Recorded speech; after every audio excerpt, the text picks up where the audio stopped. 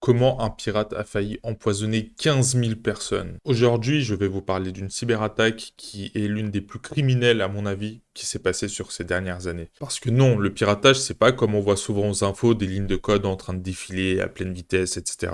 Dans cette vidéo, on va voir qu'une cyberattaque peut coûter la vie à des personnes. Et on ne parle pas d'une cyberattaque super sophistiquée comme Stuxnet, c'est simplement une mauvaise utilisation, configuration de logiciels que vous connaissez très certainement, TeamViewer. En Floride, plus précisément à Oldsmar, une négligence technique a failli empoisonner 15 000 personnes. Bon, avant de parler de l'attaque en elle-même, il faut comprendre ce que l'on attaque. Dans une entreprise classique, on protège de la donnée. Si on vous pirate, on vous prend des fichiers, des bases de données. A priori, ce n'est pas mortel. Mais ici, on est dans l'OT, l'Operational Technology. On parle donc de sécurité industrielle. On ne parle pas de fichiers Excel à protéger, etc. On parle de physique, de configuration de pression, de température, des mélanges chimiques. À Oldsmar, l'usine traite l'eau potable. Pour réguler le pH, on injecte de l'hydroxyde de sodium. À petite dose, ça nettoie seulement l'eau. À haute dose, ça décape votre tuyauterie et même vos œsophages. Le problème, pour que ça soit pratique, les ingénieurs ont connecté ce système critique à Internet. Le 5 février 2021, un opérateur voit sur son PC sa souris bouger. Il fait confiance, il pense que c'est son manager, il a l'habitude de faire ça.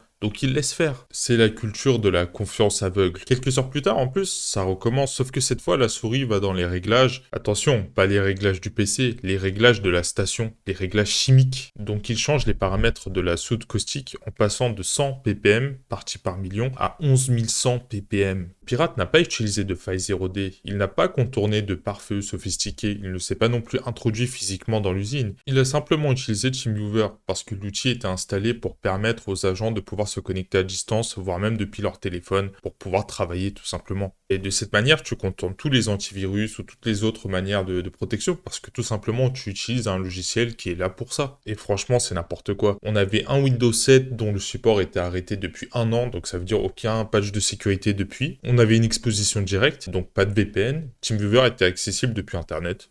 Pas de double authentification. Si le pirate a le mot de passe, il rentre. Alors on ne sait pas si le pirate a su se connecter sur le système avec un mot de passe facile, du brute force, ou bien peut-être une CVE qui était là depuis longtemps, parce que de toute façon, le système n'était pas entretenu, n'était pas à jour. Et donc pourquoi l'attaque a échoué? Heureusement, parce que simplement l'humain était là en face du PC et a vu sa souris bouger et a tout de suite rétabli le paramètre comme il fallait. Il est repassé de 11 100 ppm à 100, empêchant ainsi un empoisonnement massif de la population. Franchement, c'est un gros coup de chance quand même. Bon, si vous avez fait ne serait-ce qu'un tout petit peu de sécurité industrielle, vous devez être choqué de ce que je viens de dire quand même. Les machines de l'usine, les automates ne doivent pas toucher Internet, on est d'accord. Enfin, il faut quand même de la segmentation réseau. Il doit bien sûr aussi y avoir de la sécurité physique. Je sais pas, les pompes doivent avoir des butées mécaniques, enfin ou autres, pêchant en fait un mélange aussi riche. Et n'oubliez pas que cette mauvaise configuration est due au fait qu'on a voulu mettre en avant le confort des employés pour pouvoir se connecter facilement, pas de VPN, pas de double authentification. Et ça, c'est quelque chose qui revient très souvent en cybersécurité. Que ça soit dans l'industriel, les hôpitaux, ou même les entreprises plus classiques. En France, on a vraiment beaucoup à faire en sécurité industrielle. Il y a beaucoup de boulot, je vois tout le temps des offres d'annonces, on a beaucoup d'industries. En plus, ça paye plutôt bien. Si un jour vous avez un entretien dans le domaine, commencez pas à parler de Metasploit